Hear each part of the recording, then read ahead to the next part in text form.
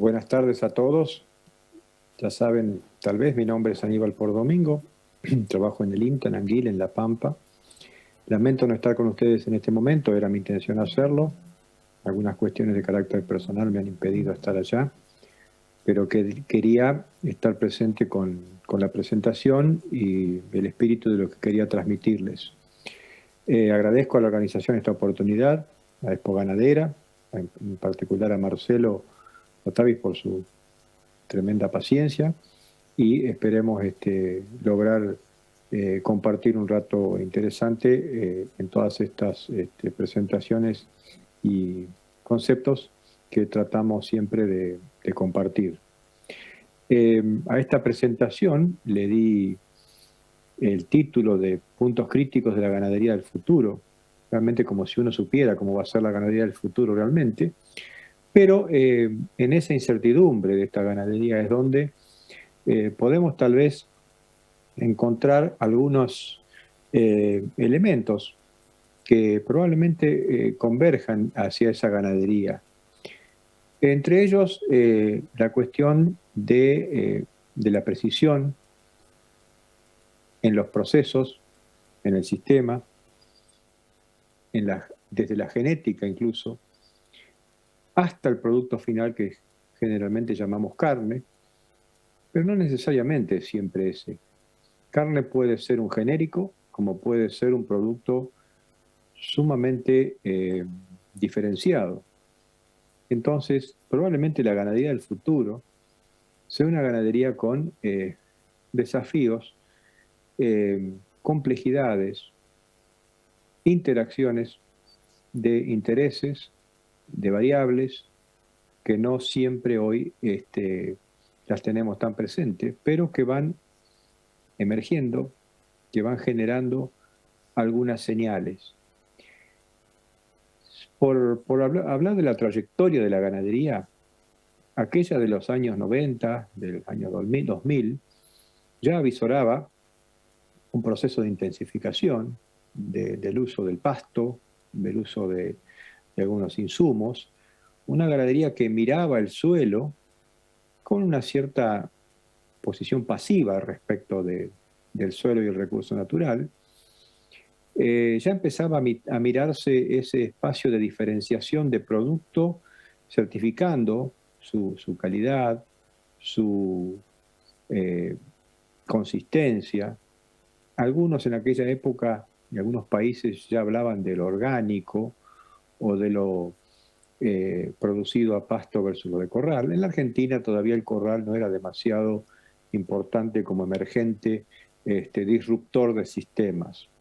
Finalmente, ya en los años 2000 ya se fueron incorporando los planteos de tipo intensivo con el uso de silajes, de cosecha de pasto y traslado en la forma de reservas o de conservación diversa hacia los sistemas de alimentación. Aún en el caso de la cría y la recría, no solamente los engordes, aparecían los corrales de recría, de engorde o de terminación, y empezaban a emerger modelos diferentes que insistían o insistíamos en la eficiencia de conversión del pasto a carne, del grano a carne. Un animal todavía visualizado como un gran commodity, donde el destino básicamente es un mercado interno totalmente comoditizado, de valores variables, generalmente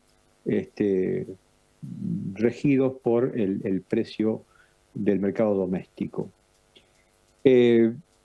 Algunas señales externas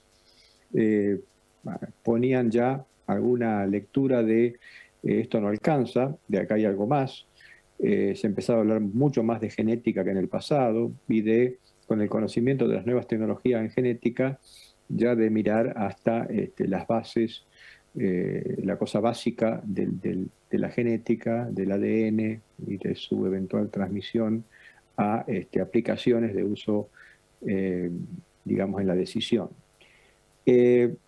El grano siguió siendo y siguió creciendo en importancia relativa en los sistemas, pero ya cuando nos vamos arrimando hacia los años más recientes, de la década del 2010 al 2020, ya vamos viendo la irrupción de los procesos de los subproductos, como las burlandas, los aflechillos, los expellers, y el grano con una importancia creciente en esa disrupción que ya es importante del corral de recría, del corral de engorde, del corral de terminación.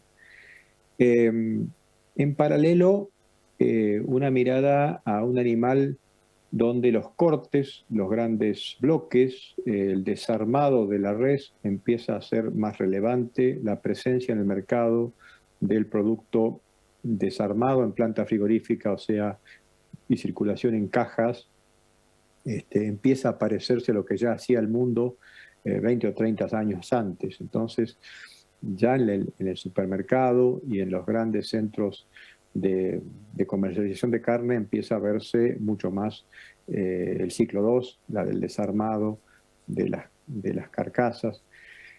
Y es en estos últimos años también donde la ganadería empieza a ser desafiada con una mirada más profunda del suelo. O sea, si hablamos con el cliente, el consumidor, las nuevas generaciones, probablemente las nuevas generaciones estén más atentas, más observantes de qué es lo que hacemos con esta ganadería respecto del ambiente, respecto del suelo, del uso de los recursos, entonces, que en el pasado. Entonces es una ganadería que necesita explicarse, encontrar su relación con el ambiente, tratar de describirse sustentable, pero más que emocionalmente o intuitivamente querer sugerirse sustentable, realmente es tener información de sistemas, información de base que permita argumentar en forma objetiva esos atributos de sustentabilidad.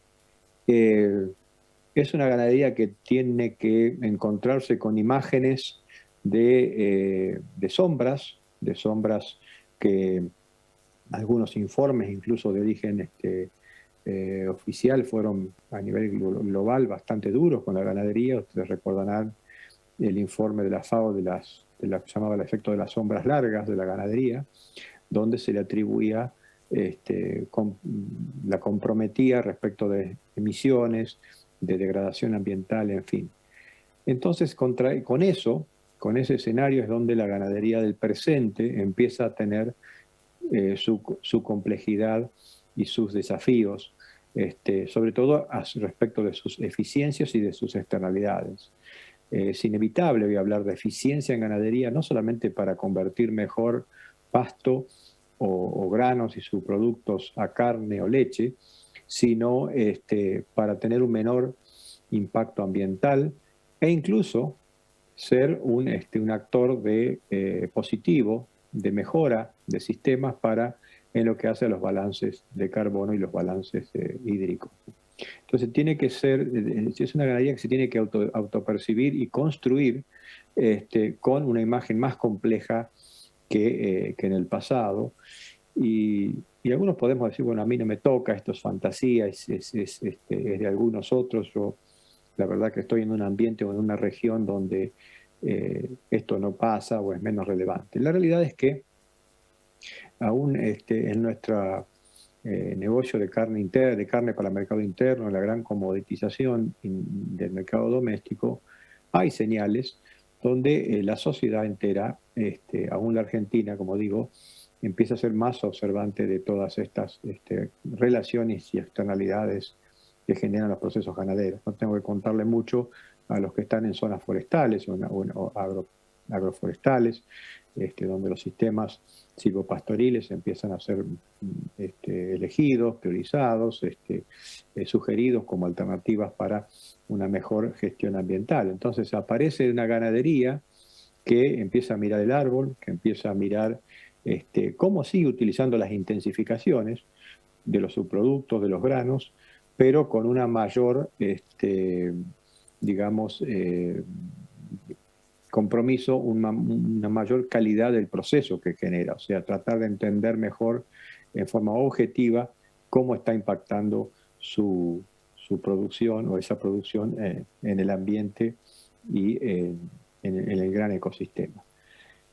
Hoy la ganadería de hoy es una ganadería que ya está hablando de trazabilidad en forma bastante frecuente, con algo que ya deja de ser una anécdota de muy pocos para ya estar en el lenguaje de muchos, aunque está toda la discusión del precio y de las oportunidades del mercado, si es interno, si es externo, pero la trazabilidad uno ya la encuentra en el lenguaje de muchas empresas ganaderas, sobre todo algunas que están buscando un espacio de diferenciación, una trazabilidad que quiere contar cosas de cómo gestiona el ambiente, esa ganadería, de cómo opera desde el punto de vista del bienestar animal, cómo se integran esos sistemas en el uso de los diferentes recursos. En algunos casos puede estar el grano presente, pero tal vez no en la misma medida que en una estrategia de 8 o 10 años atrás, sino mucho más cautelosa y, digamos, apuntando a no sobrealimentar con granos, sino formar dietas mucho más inteligentes en ese sentido. Una ganadería que ya no es ajena a la gestión individual, a eventualmente incorporar algunas cosas de trazabilidad, digamos, de poder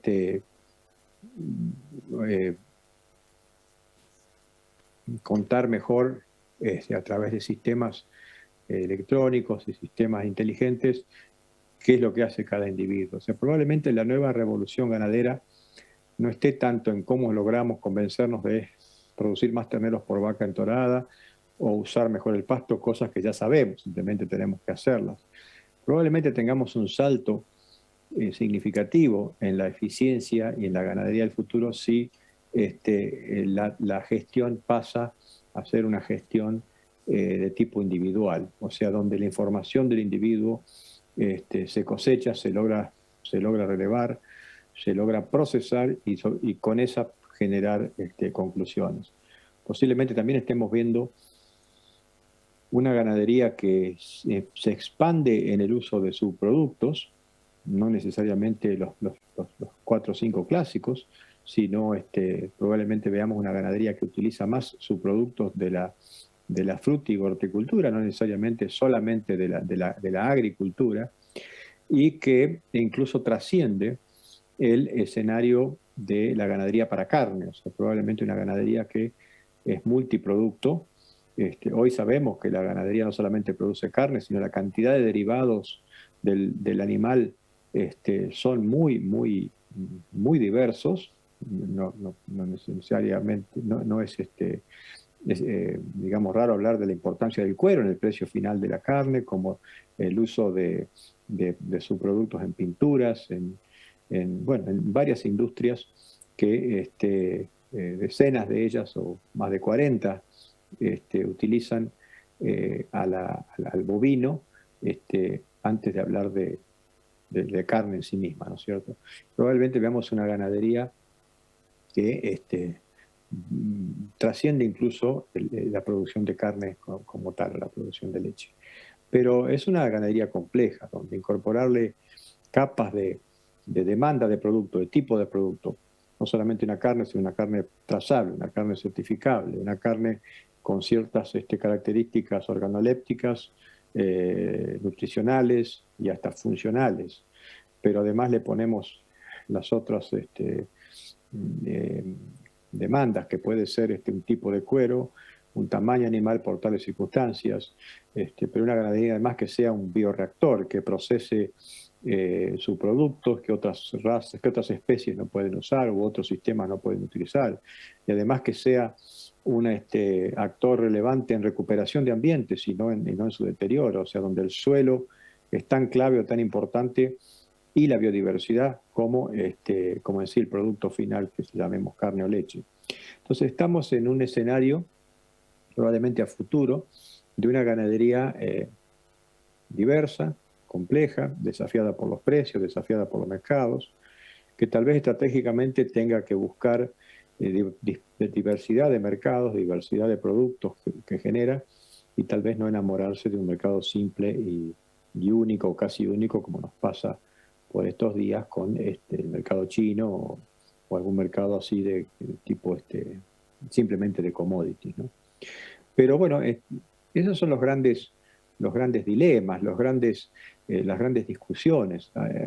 Cuando yo digo avances y premisas, las premisas y los avances de la ganadería son que la ganadería lejos de haber estado estancada, medida solamente en kilos de carne producida en total, en toneladas por año, que podríamos describirla como estanca, la ganadería se fue adaptando y ayornando a circunstancias productivas muy cambiantes, se fue desplazando de suelos, moviendo dentro de los potreros, dentro de los campos a suelos de distinta altitud, cambiando el formato de sus sistemas, siendo el vehículo para eh, eh, utilizar granos y subproductos, para darle alguna salida a algunos productos de la misma explotación que por ahí no consiguen el precio o el costo de oportunidad, digamos, sería menor. Diversificar entonces los negocios, el flujo de caja y ahorro también es parte del diseño y la arquitectura de los negocios del sector agropecuario, o sea que la ganadería forma parte de eso. Y es inevitable que sea tanto así, más aún, o sea, a futuro no vemos una ganadería especializada simplemente en comer soja y grano y terminar en un tipo de carne único. Probablemente ese escenario sea uno de los tantos que ocurran. Probablemente siga existiendo el modelo de ganadería pastoril, de incluso carnes certificadas con perfiles de pastoriles, naturales, o al revés, carnes terminadas a corral, como las piden algunas cuotas de exportación o algunos mercados asiáticos, donde hay que asegurar una cantidad de días de alimentación a corral para calificar en esos mercados. Una ganadería que no va a estar exenta, como yo acabo de decir, de mirar su huella ambiental y desafiada por otros, incluso productos parecidos, que son esas carnes no carnes, digamos, o producidas in vitro o de origen vegetal, pero que tienen sabor y textura parecida a las carnes. Con ese escenario vamos a estar viviendo la ganadería del futuro. Pero yo ahora bajando un poquito a tierra, y digamos a la cosa de lo que nos toca más cerca, de toda esta discusión de los roles de la ganadería, me tomé el atrevimiento de elegir tal vez un solo punto. Decir, bueno, de todo esto, hablemos de eficiencia y hablemos de la integración y las necesidades de mirar el proceso ganadero desde que va desde lo que el animal es capaz de generar, desde su genética, y cómo se refleja eso en el producto final. De eso hablamos de efectos que tiene la cría para su propia mejora de eficiencia, como sus efectos que continúan sobre luego el animal que esa cría produce, cómo se refleja esa cría sobre el producto final que le llamamos novillo, le llamamos carne, y entonces gastar unos minutos en esto de las eficiencias desde la cría para con la conversión. Si uno repasa algunos conceptos básicos o algunos hallazgos básicos en cría, uno vería que no son compartimentos estancos, la cría, luego la recría y finalmente el engorde. Hay un concatenado de efectos que yo los llamo residuales, de un proceso sobre el otro, y que lo van influyendo. En este ejemplo, en estos datos que muestro aquí, podemos ver sobre el eje vertical de la izquierda el peso de faena, dice 430, por ejemplo, de novillos que han sido terminados, en este caso terminaciones que fueron a pasto, ¿no? Hay dos grupos, un grupo que es el grupito celeste o azul aquí de un lado, y sobre la derecha el grupo de puntos negros y violetas o rojos que son un segundo grupo de novillos. Si vemos el primero sale a la faena, a la venta, ese animal terminado con un promedio de 21 días, 21 meses, perdón, 21 meses de edad. El otro lo hace más sobre los 19 meses de edad. Y el peso final es más o menos el mismo. Unos salen antes, 3 meses antes y otro después. ¿Qué había de diferente en estos animales? Es que un grupo era más liviano al destete, 145, 157 kilos versus 175, 198. A edades similares al destete. Un grupo, el segundo, le fue mejor al pie de la madre, se destetaron más pesados que el primer grupo, que no le fue tan bien. Estos son 2 años consecutivos de un rodeo de vacas comerciales del tipo Angus, o sea, todas muy parecidas, pero algunas de lo que llamamos el grupo cabeza, y otras más de tipo rodeo general, o sea, un rodeo mejor administrado y otro un poquito más disperso en su digamos, distribución de la preñez y en el crecimiento al pie de la madre de esos terneros. Esa diferencia entre un rodeo, digamos, que le llamamos más concentrado, cabeza, respecto del otro, aún corregido por edad de destete, salió un grupo 3 meses antes que el otro. O sea, hay un efecto residual de que ocurre alrededor de la cría hasta el destete, que no se lavó hasta los 430 kilos por lo menos, que promediaron estos animales a la faena. Si miramos si miramos otro ejemplo, otro caso también de ciertos hallazgos, respecto de la importancia de esos compartimentos. Por ejemplo, en este grupo de animales que vemos sobre la columna aquí de la izquierda, un grupo de novillos, 160 novillos promediados, en la etapa de corral, donde ingresan con 350 kilos y salen con 458, aumentaron 1,5 kg, muy bien en promedio esos animales, estuvieron 77 días en el corral, salieron con una edad promedio de 21 meses, un espesor de grasa de 10 milímetros en el bife, o sea, un buen dato, una buena terminación, ni exagerada, o sea, no supera los 12 milímetros ni está por debajo de los 8 en este dato, en este promedio. Áreas de bife de 66 centímetros cuadrados. O sea, un animal muy interesante en promedio para lo que consideramos un novillo terminado del biotipo más bien pesado. Pero alrededor de la distribución de ese promedio están los que están del lado de la izquierda y los que están del lado de la derecha. O sea, el promedio es el medio, ¿no es cierto? Y tenemos una distribución de los que hacen ese promedio, que son menores que el promedio, y los que son valores mayores que el promedio. Si yo agrupo los que están del lado de la izquierda, o sea, los lados de la derecha, que son los mayores que el promedio, o los de menores que el promedio, claro, entonces los que están del lado de la derecha eran animales que 3,55 pesaron al ingreso, y los que están del lado de la izquierda pesaban 3,48. Ahora, si miramos los aumentos de peso, 1,650 kg los que más aumentaban del lado de la derecha, de la distribución de Gauss, y 1,380 kg los que estaban del lado de la izquierda. Alrededor de lo mismo, 82 días los que estaban del lado, digamos, de mayor cantidad de días, y los que estaban menos tiempo, 71 días. Edad a la venta, 22, los que estaban mayor que el promedio, 19 meses los que estaban menos tiempo que el promedio. Ahora, y así cosas como, por ejemplo, el área de bife, los que estaban por encima de los 66 estaban en 71 centímetros cuadrados, y 62 los que tenían un promedio inferior a la media de todo el grupo. ¿De quiénes eran hijos esos animales? Y eso es lo que interesa ver.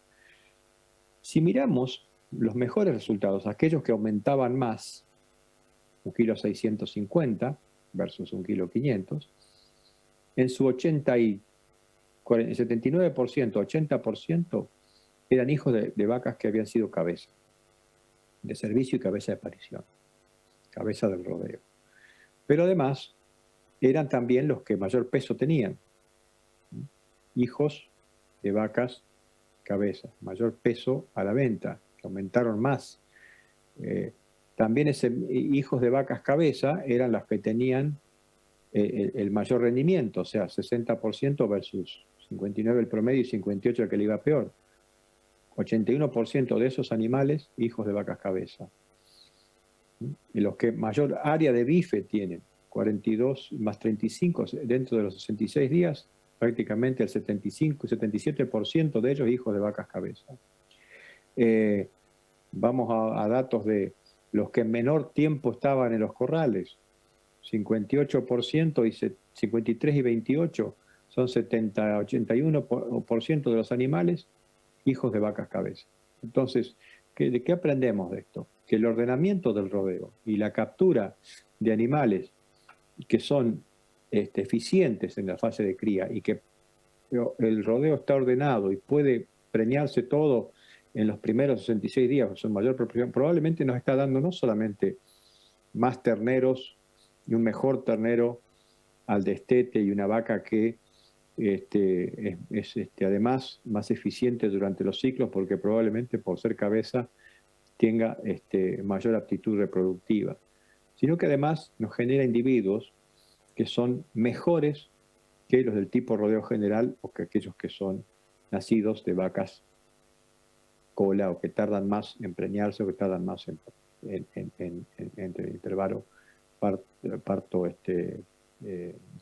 intervalo entre partos. Entonces, es un tema a tener en cuenta. El ternero de rodeos ordenados y sobre todo de aquella vaca que se preña en los primeros 60 días, probablemente sea un ternero que no solamente es más pesado el destete, sino que además hace cosas mucho mejor en la recría y en la terminación. Acá hay otro trabajo que también muestra esa vinculación, ¿no es cierto?, entre compartimentos. Otra vez, animales recriados al pie de la madre hasta los 150 kilos o hasta los 190 kilos, igual edad, sin embargo, entre 5 y 6 meses, pero una diferencia importante de 40 kilos entre un peso al destete y el otro, para el mismo biotipo, hijos del mismo tipo de madre, ¿no es cierto?, al mismo biotipo, pero unos les fue peor que a los otros.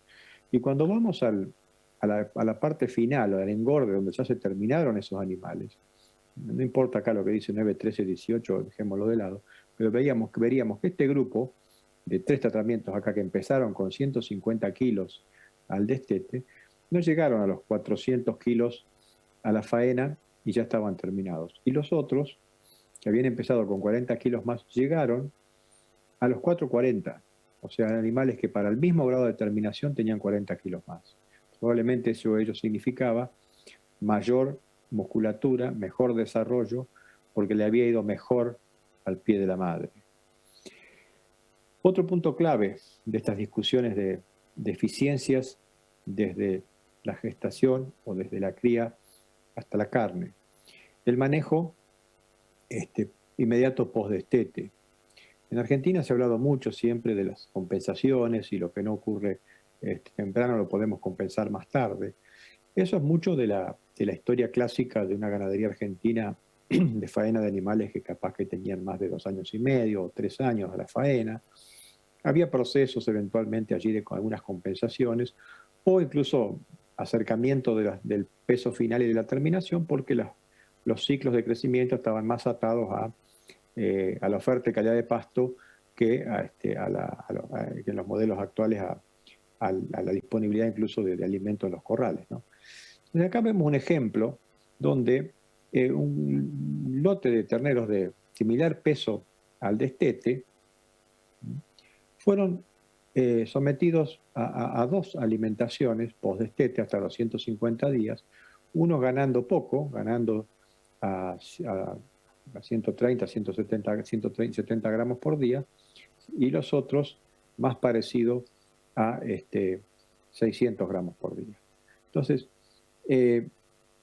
acá estamos hablando de un grupo que fue menos restringido, o sea, que no sufrió al pie de la madre, perdón, post-destete, que más o menos siguió lo que venía ocurriendo al pie de la madre, un poco menos, pero no le fue mal.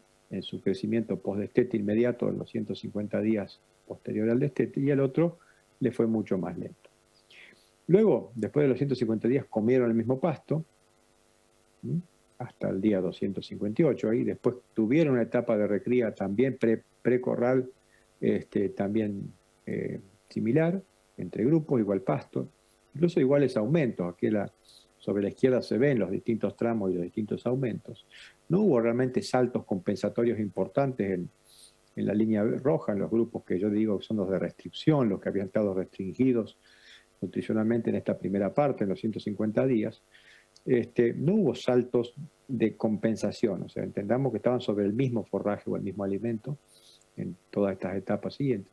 Y después en la etapa de corral, la misma alimentación, el mismo periodo de tiempo, y sin embargo llegaron a una diferencia en kilos importante a la faena, esos 40 kilos. También aquí no se pudieron compensar los animales que llegaron a la faena con ese quilaje, los de rojo fueron apenas un poquito superiores a los 400 kilos y los otros ya estaban en los 450. Entonces había una diferencia importante al final, a la misma edad y al mismo momento de faena. A ese momento de faena, si nos centramos acá sobre el lado derecho de esta matriz de datos, veríamos que justamente los no restringidos tuvieron 40 kilos más o casi de carcasa de res que los restringidos en esos primeros 150 días. El rendimiento el rendimiento al gancho fue mayor en 2 puntos casi para los no restringidos. El área de bife fue mayor, y acá tenemos un punto muy importante, hay 6 centímetros cuadrados más. Después vamos a hablar de lo que significa un área de bife mayor respecto de una no tan significativa, y lo que significa en rendimiento carnicero efectivo. La primera de arriba es rendimiento al gancho, o sea, lo que sacamos de res en proporción al peso vivo, que bueno, a algunos nos interesa más, otros menos, pero el área de bife es un indicador indirecto de rendimiento de cortes minoristas o de cortes carniceros. El espesor de grasa, fíjense que habla de 10 milímetros, 11 milímetros, que básicamente habla de un grado de terminación bueno y muy similar. Acá hay otro ejemplo, podemos ver varios, ¿no? Donde hay otro caso de restricción de 150 días, donde un grupo de terneros de 150 kilos se los restringe durante 150 días en proteína al primer grupo para aumentar 340 gramos. El segundo tiene una oferta menos restringida en proteína, de 13%, aumenta a 680 gramos, o 686 en ese primer tramo. El segundo grupo tiene una dieta de 16% de proteína, el tercer grupo, y salta al momento 2, luego de 150 días, con 778 gramos. No hay mayor diferencia entre los dos últimos, sí se diferencian significativamente del primero, que no aumenta ni siquiera la mitad de los otros dos en ese tramo de 150 días.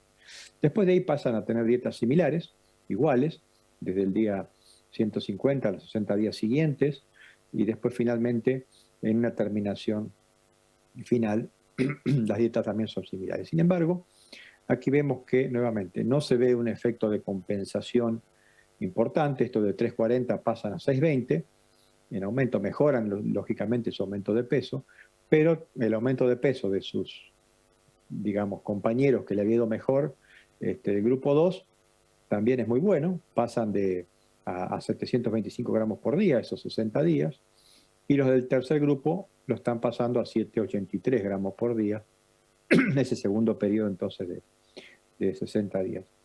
Y la terminación, justamente van a hacer una terminación final a corral, a igual grado de cobertura, a igual grado de terminación. Podemos ver que para llegar a igual grado de terminación de cobertura, ¿no?, al primer grupo, el que había sido restringido en esa etapa inicial, le cuesta llegar allí con 171 días de corral, o sea, pasar esta columna azul claro a su peso final, lleva 171 días, le lleva 125 al grupo del medio y 112 al tercer grupo. O sea, al primero le cuesta más días aumenta menos, 1,100 kg versus 1,370 kg, 1,360 kg, 170 días, 125, 112. O sea, el grupo último tarda 50 y pico días menos, o 60 días, casi 59 días menos que el primero en llegar al óptimo de faena, mirando la terminación, y al intermedio, bueno, 40 días, o sea, casi 45, 46 días más que el primero. O sea, al primero le va más lento y tarda más días a llegar a su grado de terminación deseable. Entonces, aquí tenemos un efecto residual de lo que ocurre en la recría temprana, en los primeros 150 días, que impacta todo el proceso posterior de recría posterior y de terminación. Esto es discusión de cómo logramos entonces expresar o no lo que traemos, la genética, aquello que hicimos y que creemos que podemos lograr con eficiencia cuando no tenemos en cuenta algunos momentos críticos o somos un poco demasiado laxos, demasiado blandos en estas etapas críticas como puede ser el postdestete inmediato, que acá estamos. En ambos casos que yo conté, estamos hablando de los primeros 150 días, esos primeros 150 días postdestete, después de animales que estuvieron destetados de los 5 a 6 meses de edad. Y bueno, después, claro, cuando nosotros discutimos la plasticidad de nuestros sistemas para generar novillos más livianos, más pesados, frecuentemente surge esta temática del sobreengrasamiento temprano en los corrales, de que los animales por ahí llegan a 400 kilos y ya están sobreengrasados, y hablamos de que a veces el biotipo no es suficientemente bueno, y bueno, en fin, un montón de cosas que hacen que uno presuma a veces que un animal liviano va a ser el animal deseable por su equilibrio, y el animal que por ahí tiene 450 o 500 kilos es un animal sobreengrasado. La realidad es que eso está muy condicionado entonces por todos los antecedentes. Si hacemos las cosas relativamente bien en la recría, podríamos tener resultados como estos que se ven acá. O sea, animales que están, en este caso, faenados a los 15, 18, 24 meses o 30 meses. Si miramos estos aumentos de peso, incluso en esa etapa de engorde de 123 días para todos, en 1,318 kg, acá mejora, hasta en estos de que tienen 18 meses a la faena, y los de 24 meses a faena incluso mejores que el anterior. Empatan en aumento de peso con los de 30 meses a la faena. Estamos hablando de animales que ya superaron los 500 kilos. Y si hemos hecho las cosas bien, probablemente la eficiencia de conversión, consumo a materia seca, no empeore tanto. O sea, probablemente esos animales sean muy plásticos a la hora de la terminación. Tenemos un efecto de transferencia carcasa positivo. Entonces, animales que son muy livianos a la terminación o relativamente livianos, 6,8 a 1, 6,8 kilos de alimento por kilo de aumento de peso, 6,9 estos que dicen a los 18 meses, y hasta los 2 años incluso no empeora tanto la conversión. Si miramos la conversión no solamente a peso vivo, sino a carcasa, a kilo de res, probablemente también lleguemos a la misma conclusión de que no hay grandes diferencias de conversión, aún en animales de 500 kilos. Entonces, ¿qué pasa aquí? Esto está muy asociado, relacionado con los antecedentes de recría y cómo logramos expresar la genética que decimos que nos da potencial de producción. En este escenario, este biotipo, esta genética de la que estamos mirando, probablemente es adaptada para producir animales livianos y animales pesados. Y no estamos hablando de una genética especial, este es el novillo típico Angus de la región pampeana oeste, ¿no? Si miramos la carne del lado de adentro, digamos, el animal del lado de adentro, además de la carcasa, podríamos encontrarnos que esa carne tiene igual fuerza de corte, toda similar en cuanto a su terneza objetiva, un poquito ya más dura cuando el animal llega a los 30 meses a faena, cosa no muy frecuente en Argentina.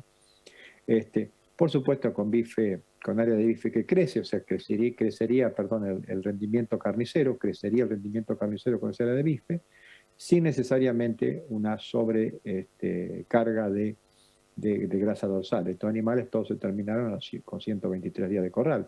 Lo que pasó es que las etapas previas permitieron generar desarrollo, y la etapa de 120 días de corral continuó el desarrollo y generó el engrasamiento, pero no necesariamente ni los primeros estaban sobreengrasados ni los últimos también pasados de grasa, excepto aquí tal vez el de ya 30 meses ya tenía un arrastre de grasa inicial que probablemente lo llevó por encima de los 12 milímetros. Entonces, esto de mirar el animal de adentro es el otro hito o el otro espacio que realmente está creciendo en la mirada de los puntos críticos de la ganadería del futuro. Se no alcanza entonces con mirar los procesos, incluso entender esa conexión entre los procesos, sino con tal vez empezar a mirar la carne y no solamente el rendimiento al gancho, sino qué hacemos con, cómo miramos el rendimiento de despostada, el rendimiento de cortes minoristas, ¿no? Y acá aparece la discusión de cómo impacta esto de querer ver un poco más allá a la carcasa eventualmente en decisiones económicas, ¿no? Yo lo voy a tratar de ejemplificar con 3 novillos que tengo acá en esta gráfica, que son de 3 lotes distintos, pero uno tienen igual peso de faena, salida del campo, digamos, de 450 kilos, generan pesos de reses distintas, 270, 242 y 235. El primero es un animal muy carnicero, ideal para la carnicería. Fijémonos que tiene 90 centímetros cuadrados de área de bife, 72 el del medio y 66 el último, o sea, muy parecido al clásico novillo argentino de 440, de 450 con ese área. No es mala, pero podría ser mejor. Acá en el de la punta, el número 1, tiene un 30% más de área de bife, muy carnicero este último, este primero. Su rendimiento al gancho justamente fue muy superior a los otros dos, 65% versus 57% en el extremo derecho. Y además de tener ese rendimiento carnicero, en generar más kilos de res por animal vivo, genera además una res que por aquel indicado ya por este área de bife, tiene un 80% de rendimiento en cortes minoristas, o sea, cuando se desarma en todos los cortes que están aquí a la derecha, el 81% de la res genera esos cortes, cuando en el último el 75%. Uno podría decir, bueno, 75 versus 80 son 5% nada más. Bueno, esos 5% más la diferencia en rendimiento al gancho, genera mucha más carne en el primero respecto del último. Y esa diferencia, a precios, no importa, a precios de un momento del año, de 2021, era del 23%. O sea, el primero generaba por ventas en carnicería 132.000 pesos y el último 107 en ese momento. Estamos hablando de un 23% de diferencia en resultado económico. No es menor. O sea, es muy importante lo que hace el primero para generar carne respecto del tercero, ¿no es cierto? El tercero ni siquiera es un animal malo, es una muy buena conformación para el animal típico de la ganadería argentina. Lo que tiene el primero sí que es el animal ideal. Y en el medio está el que a veces como consideramos como muy bueno, ¿no? Pero no es menor lo que implica el rendimiento carnicero efectivo, o sea, la cantidad de carnes en cortes minoristas que le sacamos, que genera cada res o cada carcasa. Y ahí hay un espacio revolucionario, digamos, de mejora en la ganadería argentina. O sea, eso de mirar la carne efectiva que podemos generar, algunas razas, algunos productores ya lo están haciendo, se están preocupando en decir, ¿cómo miro esto? ¿Cómo empiezo a entender mi novillo? Si puedo producir más carne, sobre todo si soy un comercializador que además tiene algún interés en lo que es carnicería o puede discutir mejor su precio de su producto porque a la planta de faena, al frigorífico, le rinde más en carne efectiva. Al frigorífico le interesa tener una res importante en el rango de peso en que está faenando, pero sobre todo le interesa que genere mucha carne comercializable, cortes comercializables, como muestra esta lista de la derecha. Entonces, no es lo mismo el que genera 80 que el que genera 75 y además que provenga de una res en relación al peso vivo del animal que sea una res de alto rendimiento, ¿no es cierto? Entonces, aquí hay un espacio muy interesante de discusión, de mejora, de análisis con la planta frigorífica y de tratar de ver si uno tiene este tipo de productos, si uno se puede diferenciar un poquito del gran volumen y del resto. Instrumentos para mirar esto a campo, bueno, las ecografías de carcasa, las ecografías de área de bife. Hay empresas que están mirando durante el engorde, previo al inicio del engorde, durante el engorde y ya sobre el final. O sea, hay situaciones donde ya el bife no crece mucho más de 60 a 62 centímetros, entonces no tiene sentido esperar un animal mucho más carnicero. hay casos donde el animal ingresa al corral en su proceso de engorde y el proceso ya es lento, entonces no va a generar capaz que 60 centímetros y puede terminarse antes, entonces para no caer en el sobreengrasamiento. El último punto que yo quisiera tocar, un par de puntitos rápidamente, tiene que ver con otro componente de la eficiencia que también está atado a la genética y al origen del proceso productivo de carne, que es la eficiencia en cuanto a el uso del alimento o la eficiencia de consumo del animal para producir, para hacer lo que está haciendo. Ahí apareció el concepto entonces de consumo residual, que no es lo que es está residual en el comedero, sino si yo agarro un grupo de animales, lo evalúo el consumo en grupo, sé cuánto come cada uno en forma continua durante 60 días, promedio ese individuo y me dice, bueno, come 8 kilos, hay otro que come 9, otro que come 7,5. Cada uno tiene su nivel de consumo. Con ese dato hago una estimación y con una ecuación donde interviene el peso vivo del animal, el aumento de peso de los individuos, hago una estimación de cuánto yo esperaría que coma, sería esta línea cero, o sea, digamos, si yo lo que come, lo que espero que coma, le resto lo que efectivamente come y fueron idénticos los dos valores, me daría cero. Eso se llama consumo residual cero, o sea, lo observado, medido, es lo mismo que yo esperaría que coma. Si el animal comió más de lo que yo esperaría que coma, va a tener un residual positivo, o sea, como en este punto rojo hay uno que tiene un valor 1, que quiere decir que comió 1 kilo más de lo que yo esperaría que coma para su nivel de aumento de peso y su peso metabólico. Si me pongo del lado de abajo, bueno, hay un valor, por ejemplo, negativo, -1. -1 quiere decir que está comiendo menos de lo que yo esperaría que coma para ese nivel de aumento de peso y su peso metabólico. O sea, está siendo más eficiente en el uso del alimento, está generando el peso, el aumento de peso propio que está generando, comiendo menos de lo que yo esperaría que coma para ese caso. Entonces, los negativos de acá abajo son los más eficientes, llamémosle así, y los de arriba serían los menos eficientes. Esto tiene implicancias, lógicamente, diversas, ¿no? Acá muestra, por ejemplo, la gran correlación que hay entre el RFI y el consumo. Lógicamente, los que más comen tienden a ser los que tienen RFI positivo y los que menos comen tienen el RFI negativo.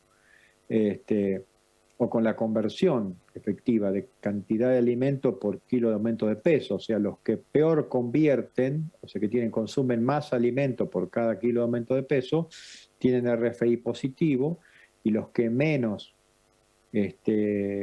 alimentos necesitan por cada kilo de peso aumentado, o sea, que tienen un índice de conversión mejor, digamos, más bajo, son los de tipo RFI negativo.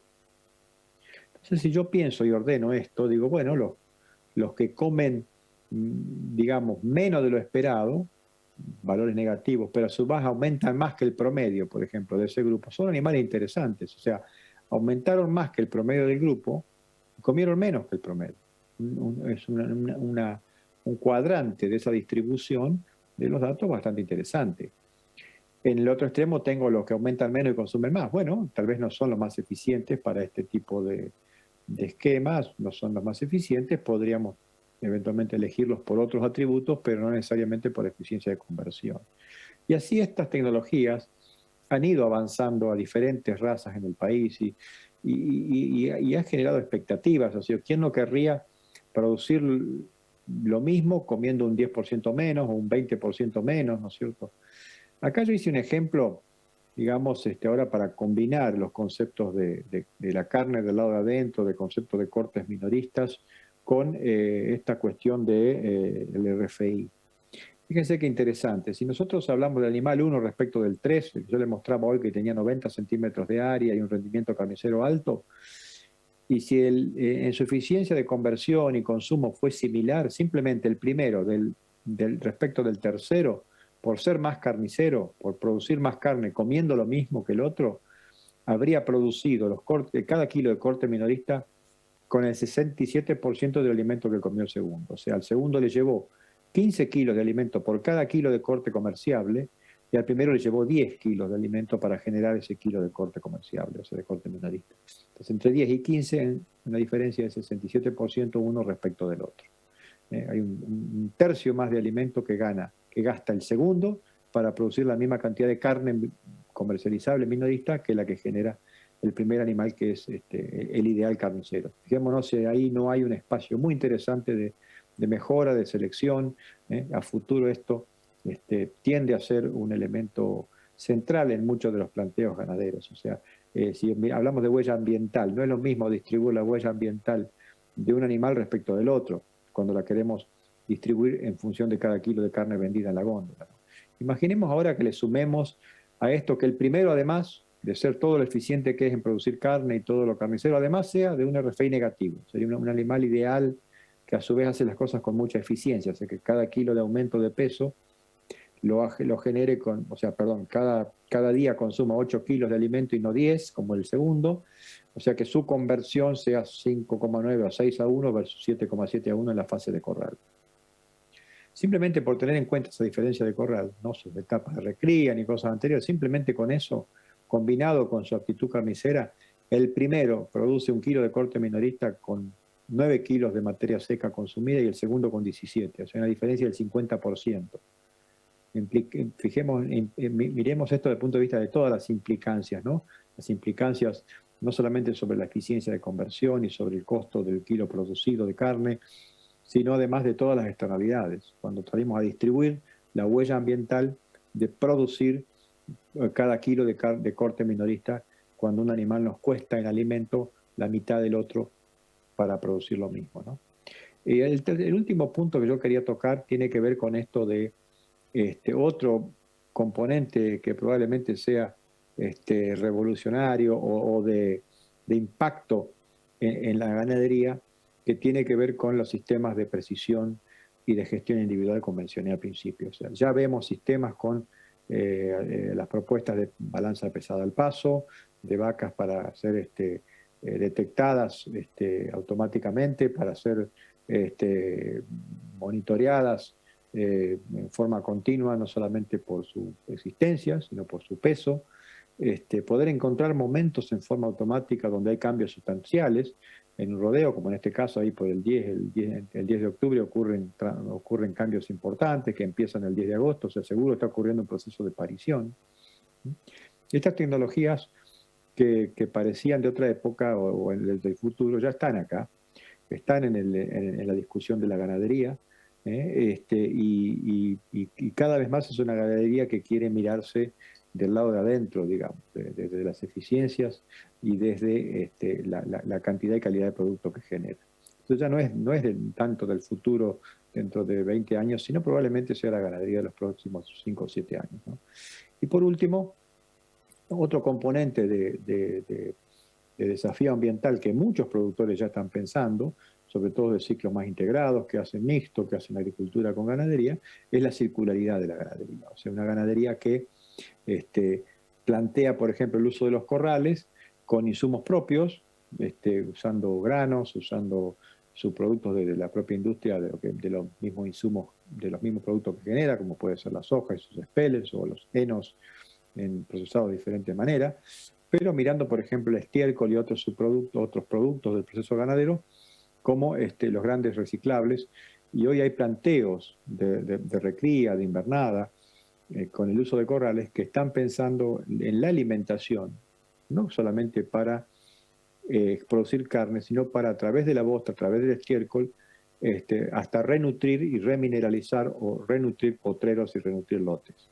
Entonces el estiércol en estos casos deja de ser un problema para ser parte de una solución, que es llevar abonos, aumentar la capacidad de distribución de algunos microminerales o minerales, donde es difícil a veces hacerlo de otra manera. Entonces el bovino es un vehículo hasta para la refertilización y recuperación de potreros. Esto es interesante porque lo que parecería ser una anécdota experimental ya está implementada en varios casos por productores que están mirando en la circularidad del sistema mixto una oportunidad de diferenciación. Entonces, estos son los puntos que yo quería comentar, le agradezco mucho su tiempo. Y como ven, la ganadería del futuro es una ganadería que probablemente sea diversa, desafiada por diferentes aristas, muy observante del precio y de las eficiencias, y una ganadería donde los compartimentos están muy conectados, ya sean los compartimentos de su propio proceso, desde la cría hasta la carne, como con los compartimentos externos que son el ambiente y la opinión pública. Agradezco entonces esta oportunidad y pasaremos entonces a las preguntas si ese es el caso. Aníbal, buenas tardes. Estamos acá en el salón de la Sociedad Rural del Oeste Chaqueño, la localidad de Las Breñas. Bueno, realmente muy interesante tu presentación, muy interesante. Y acá tenemos una pregunta. Te voy a pedir que te presentes y hagas la pregunta. ¿Qué tal? José Luis Chaboscoy de Las Breñas. Interesantísima la exposición y un dato que me llamó poderosamente la atención, para bien, un dato de la eficiencia de conversión, pero más que nada el área de ojo de bife, ¿no? Que va de el 66 a 91, es prácticamente un 38% más, no es un dato menor. Quiero saber si esos datos están cotejados con la demanda de nuestro consumidor, si se tiene en cuenta, porque inclusive no es solo la eficiencia de conversión, sino creo que cualquier consumidor va a pretender un área de bife sustancialmente mayor. Si tiene alguna medición en ese sentido. Sí, yo lo que respecto de, buenas tardes y gracias por permitirme comunicarme por esta vía. Yo diría que el área de bife es un incontrastable ya indicador de rendimiento carnicero, como ustedes ya lo escucharon y podríamos seguir elaborando sobre eso. Si el consumidor consume un bife más grande o más chico, eso no lo puedo decir. La búsqueda de bifes grandes en el mercado interno no es tan evidente, sí en el mercado internacional. O sea, el mercado internacional no comercializa bifes pequeños, al estilo argentino. O sea, el bife de 50 centímetros cuadrados, de 55, es un bife de mercado interno. Y ese eventual bife de 55 centímetros o menos en el mercado internacional sería el bife de una carne muy diferenciada de tipo de ternero de lechal, digamos, no sería el bife del mercado internacional. En el mercado interno, en los restaurantes y en los sitios de alto precio de la carne, también se está viendo una búsqueda de un bife de buen tamaño. Eso no necesariamente ese bife de 66 es pequeño. Podríamos encontrarnos, como yo decía, de bifes hasta 10-15% de menor tamaño en nuestra faena. Pero el bife de 70-72 es muy lindo para 77 para un mercado interno de restaurantes de calidad de bife, o sea, que busca tener un bife con algo de marmoreo, con grasa intramuscular, que se asocia no solamente a un animal que es carnicero, sino que además probablemente tiene algún kilo más a la faena. Pero en este caso el bife está planteado más como un descriptor de todo lo que puede generar potencialmente esa carcasa, o efectivamente esa carcasa, ¿no es cierto? Si uno mira faenas de cruzamiento con limusín, faenas de cruzamientos con algunas razas un poco más carniceras, llegar a 90 no sería una cosa rara. Incluso el macho entero joven aumenta un 5 o 6%, un 5 o 6 centímetros cuadrados más comparados con sus testigos castrados, ¿no? en la mayoría de las razas. Pero si me preguntás si nuestro consumidor valora ese tamaño de bife, es un ni. O sea, hay algún espacio de alto valor que sí, la mayoría no es demasiado observante de ese tamaño, digamos. Muchísimas gracias. Justamente iba por la parte macroeconómica. Lo importante sería de explicarle a nuestras autoridades de la importancia de la exportación. Y bueno, de que no es solamente que lo declaren un bien cultural a la carne, ¿no? Sino va mucho más allá en términos económicos, los beneficios que serían la entrada de divisas para el país y, claro, y para el mercado exportador, sustentar el desarrollo. El mercado de valor en el mundo compra compra cortes de reses más pesadas que la del mercado interno, y ese dato de área de bife, espesor de grasa, nivel de engrasamiento, agrega mucho valor a la descripción de lo que se vende. Claro. Tal es así que en lo que es la descomoditización de la exportación argentina, quienes intentan vender cortes de valor en China, en Asia, en los países árabes, en Europa, tienen objetivos de tamaño mínimo de área en animales jóvenes, ¿no es cierto?, de hasta 2 años, pero tamaño mínimo y mínimos de marmoreo o incluso mínimo de días de corral, no de máximos. Eso mismo incluso le pasa a las carnes pastoriles. O sea, las expectativas son de mínimos de tamaño de área de bife y no de máximos. O sea, es al revés de nuestro concepto de mercado interno. En el mercado internacional a nadie le importa el ancho de la costilla, ni lo sobreengrasado que puede estar el asado. Eso es una discusión distinta. Pero aumentar el área de bife en producción no solamente aumenta el rendimiento carnicero, sino que nos ayuda a generar costillares un poco menos sobreengrasados. O sea, también colabora con un producto para el mercado interno que es un asado un poco más equilibrado. Muchas gracias. Hola Aníbal, ¿cómo te va? Rodolfo soy. ¿Cómo estás, Rodolfo? Bien, muy bien. Atendeme, muy bueno, por supuesto, excelente. Cuando hablas de los valores negativos de RFI, lo que sería neutro y los positivos, ¿cómo imaginas vos el uso de esos valores? Y se imagina uno que a futuro irá a ser probablemente a través de DEPS, en la continuidad, en el tiempo, ¿no es cierto? Es decir, te mantenés más bien en qué tipo de valores, en los negativos, cerca del neutro, o qué pasa con los positivos, ¿no es cierto? Como para ubicarnos nuevamente en el tiempo, cómo un rodeo puede evolucionar en cuanto al RFI, ¿no es cierto?, en el Bien. rodeo. Yo te entiendo la pregunta. RFI, o sea, un dato de consumo, o de consumo, de diferencial de consumo, es un dato más. O sea, uno utiliza esa información para ayudar a completar la información objetiva de un animal. Podemos utilizarlo imaginando un rodeo que necesita mayor conversión en su descendencia, entonces podemos poner presión para ese carácter.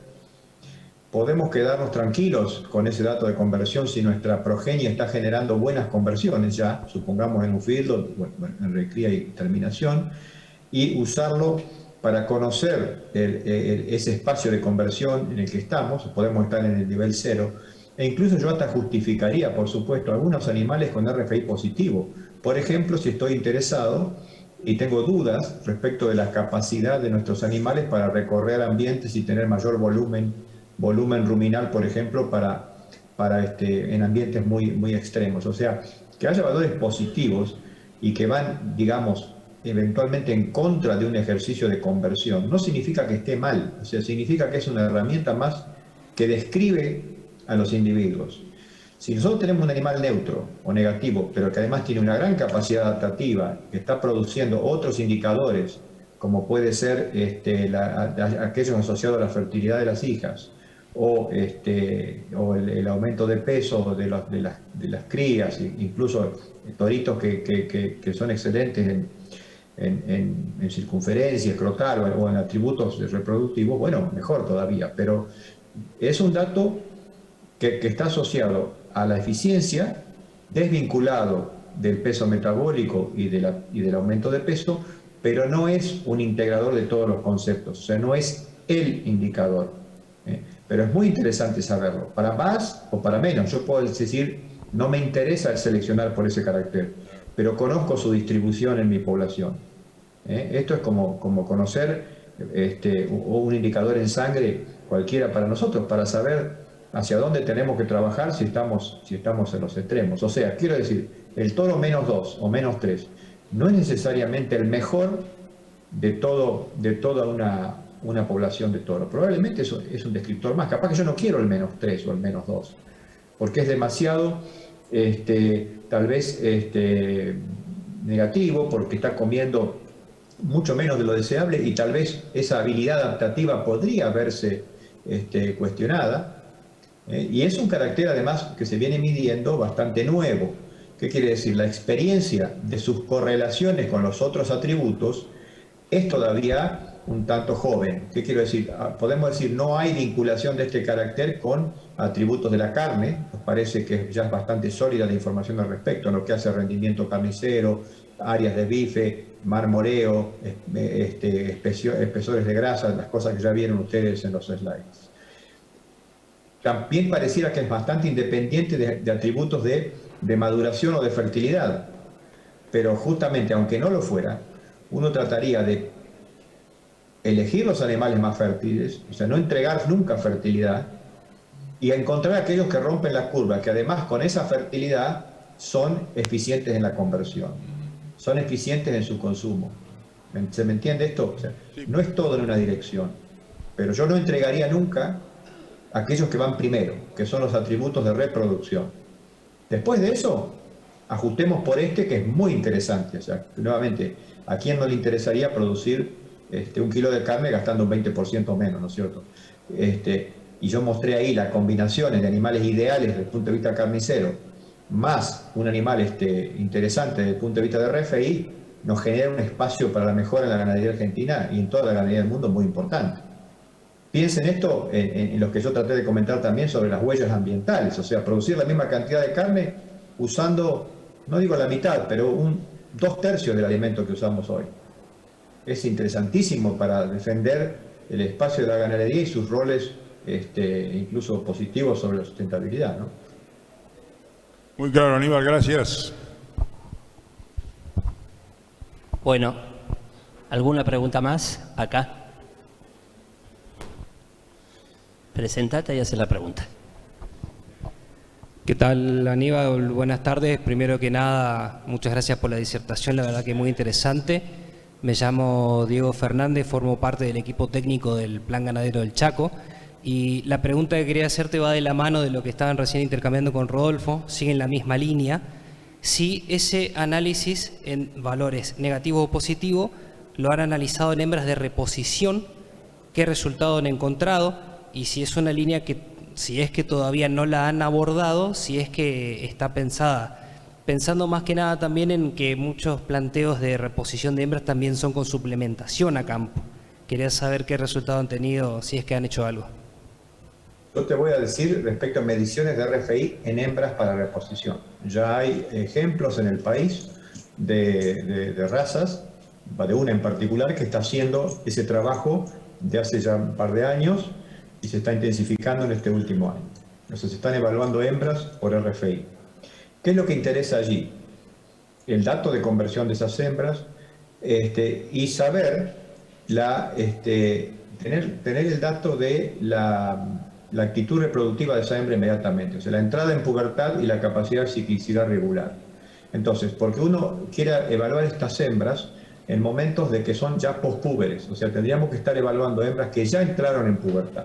O sea, ¿qué quiero decir? Que una evaluación de esta requeriría de un trabajo previo de identificar estos animales en su precocidad.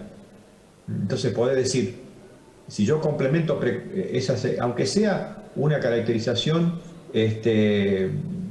tanto a veces rústica, pero o no completa, pero poder tener indicación de la precocidad de esas hembras. Y a esa le hago RFI. Ahí puedo tener disruptores de curvas, o sea, animales muy interesantes. Pero se está haciendo y ya se están comercializando incluso algunas hembras con esa característica. O sea, yo sería prudente, miraría mucho la información que va saliendo, porque es cierto, en hembras no hay la misma cantidad de información que hay en toros en el mundo. En el toro se ha evaluado, en el mundo se ha evaluado mucho el toro, el torrito, pero no se ha evaluado tanto la hembra. pero es interesante lo que acabas de decir, y ya hay productores incluso inseminando hembras negativas de RFI con toros negativos, para ver qué pasa. Eso está muy interesante porque ese va a ser una gran prueba. Ver si hay una sinergia allí y más que todo si no hay cancelaciones de otros atributos que uno no quiere entregar, ¿cierto? Perfecto, gracias. ¿Alguna pregunta más? Yo tengo una, si me permiten, y me la haría a mí mismo, ¿no? ¿Cómo no? Hacela, Aníbal. Una de las preguntas que quedó ahí que dejé sin abordar es ¿por qué haríamos esto? Si ustedes leen el título de la presentación, por ahí dice ¿y por qué lo haríamos? ¿Por qué incorporaríamos herramientas de la precisión en ganadería, de la trazabilidad, del seguimiento individual, esto que hablaban recién de la genética para la conversión objetiva y tantas otras cosas que uno a veces se pregunta ¿y por qué lo hago? ¿Por qué lo hago en un país donde la carne vale siempre más o menos lo mismo, está siempre en discusión? Recién se dijo por ahí, ¿por qué tendría sentido hacer esto si capaz que ni siquiera las políticas fluyen en la misma dirección o nos acompañan? La pregunta que a veces yo también me hago atrás de eso es ¿por qué no? O sea, ¿por qué no? Porque hay nuestros competidores en el mundo están haciendo esto de hace muchos años. Australia ya viene de más de 15 o 20 años midiendo objetivamente atributos, mirando a través de la clasificación y calificación de la carne el producto que genera, no solamente carne, sino animales para reproducción. En Estados Unidos, aunque todavía bastante baja en proporción, es muy creciente la evaluación de estos caracteres y la transmisión de este concepto a los productores de cría. Probablemente el RFI es el que está migrando más rápido a llamar la atención de los criadores. Los otros a veces por ahí contarle que uno tiene un DEP para aumento de peso post-destete. Por ahí, bueno, hay tantas cosas que ocurren después que algunos productores de cría no lo tienen demasiado en cuenta. Pero sí está llamando la atención y está internalizándose en la producción. ¿Por qué? Porque por esto que hablamos recién, porque es muy interesante mejorar eficiencias desde la genética, sobre todo si eso no compromete los otros caracteres, que es por eso que la selección y la evaluación es multicarácter. Uno trata de combinar muchos caracteres, muchos indicadores para tomar decisiones de selección. Uruguay está abordando esto también y creciendo, y son competidores en el mercado internacional, competidores por los altos precios.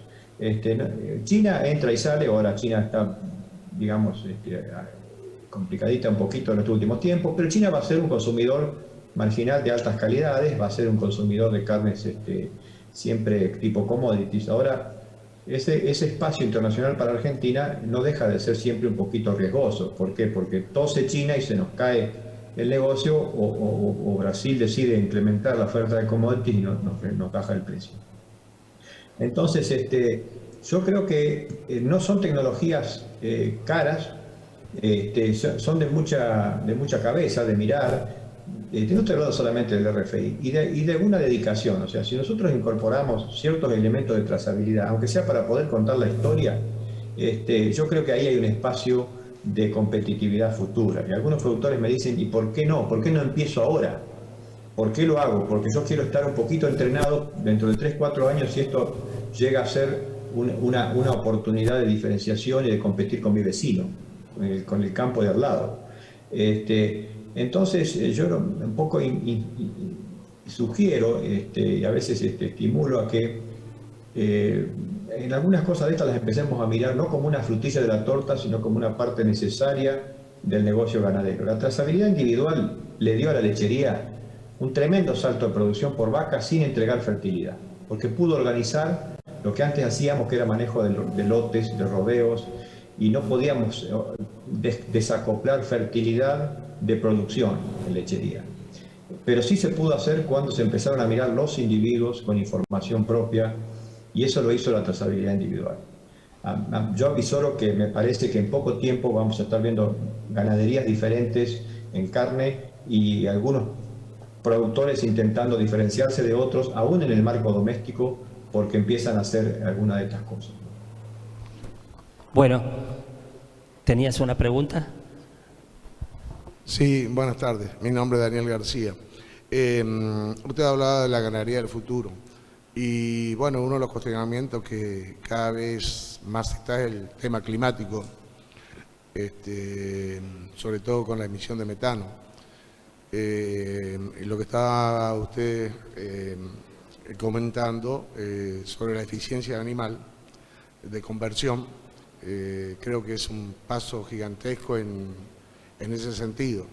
La pregunta sería si se está haciendo algún estudio genético o algo así, si puede haber algún gen que pueda determinar la mejor conversión de los alimentos, digamos, para la generación de carne. Lamentablemente no, porque si lo tuviéramos ya no estaríamos haciendo esto, que es evaluarlo de forma grosera, o sea, mirar el consumo del animal y tratar de relacionarlo a su conversión. Es difícil pensar en un solo complejo genético para hacer esto. Se sabe que muchos de estos atributos, sin embargo, que lo hacen al animal más eficiente, son sí de naturaleza propia del animal, o están vinculados a su genética, como ser, por ejemplo, tener un temperamento más tranquilo, comer más veces y no en forma, digamos, no sobreconsumir. Hay cuestiones asociadas que se probaron, en que los animales de bajo RFI o negativo tienden a tener mayor eficiencia en lo que es el metabolismo del tejido proteico, del tejido muscular, que es el más caro de mantener y de renovar. Son animales que tienen menos gasto energético en estrés, son menos estresables. Eso es lo que dice la bibliografía de los últimos 10 años, 8 años sobre el respecto. Incluso algunos llegaron a describir eficiencias respiratorias a nivel de tejido, o sea, bueno, lo que hacen las mitocondrias a nivel de tejido, mayor en los animales que tienen bajo RFI, o sea, que utilizan la energía neta, la energía que les llega a las células un poco mejor. Se han descrito esas cosas. Algunos otros han dicho que tal vez no está tan asociado a eso y está mucho más asociado al temperamento, básicamente. ¿Por qué se buscan estos diferentes aristas? Incluso, perdón, hay alguien que también, algún trabajito que sugiere que los animales de mejor RFI, o sea, más bajo, tienden a tener una microflora ruminal más eficiente, que generan un poco mejor de digestión o fermentabilidad de la dieta y del pasto en el rumen. Está también eso confundido con la tasa de pasaje o la velocidad con que transita el alimento, y también confundido con esto del estrés, porque los animales estresables probablemente tienen un mayor pasaje de alimento por todo el tracto digestivo y por ahí utilizan un poco menos de alimento. Entonces, es difícil pensar en un marcador genético o en un solo pool de genes.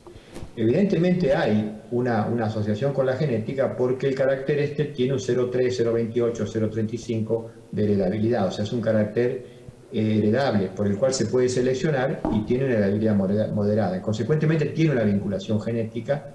Lamentablemente no es por ahora descriptible con un gen. Dicho esto, también las asociaciones y algunas empresas están tratando de generar un perfil genómico. O sea, más que encontrar un gen, encontrar en el mapa genético, encontrar un perfil, una cantidad importante de SNPs, o sea, de sitios donde hay, digamos, caracteres que puedan estar asociados a este comportamiento. Eso se hace por relación, o sea, tratando de relacionar, encontrar digamos, sectores, áreas en la base genética que sean similares entre animales que tienen el mismo comportamiento parecido en consumo. Quiere decir que esas áreas pueden estar relacionadas a esto que estás indicando, que existe o no un gen o un pool genético que lo caracteriza. Pero creo que estamos todavía un poquito lejos para poder decir que existe una posibilidad de la selección por un marcador genético o no. Bueno, Aníbal, creo que no hay ninguna pregunta más. Nos queda solamente agradecerte, y vos ya sabés que está tenés abierto el pasaje de avión para tu futura visita. que será dentro de unos meses. Y bueno, si querés mandar el último mensaje tuyo para los productores acá del Chaco, te estamos escuchando. Lo que yo único que puedo decir es que nosotros envejecemos, pero la ganadería es joven. La ganadería argentina siempre es joven. Tenemos mucho para crecer, mucho para mejorar, mucho para mirar, y cuando nos parece que la puerta está medio ya cerrada y esto está liquidado, siempre aparece algo nuevo y algo desafiante. O sea, yo creo que ese debería ser el abordaje para nosotros y para las generaciones jóvenes que nos siguen. O sea, siempre estamos empezando en ganadería, hay mucho para hacer, y yo no creo en aquello que ya producimos la misma cantidad de kilos que hace 30 años, 40 años y ya estamos. No, la ganadería para mí todavía tiene un rol sustancial, y ni siquiera todavía hemos abierto la puerta de los otros productos de la ganadería que no son la carne, que pueden ser no solamente los servicios ecosistémicos, sino los servicios en otros productos, como por ahí se vio en una slide donde yo describo prácticamente el valor de un animal completo sin haber hablado de la carne. O sea, todos los subproductos de la ganadería y del bovino crecen día a día, y ni que hablar del rol de transformador de subproductos de la agroindustria, que lo convierten tal vez en el mejor bioreactor que podemos inventar. O sea, hemos inventado bioreactores para hacer etanol, hemos inventado bioreactores para hacer biodiesel, y el bovino es eso y mucho más complejo, porque no hay que traerle la fibra, él sale a buscarla. O sea, si no lo tuviéramos tendríamos que inventarlo.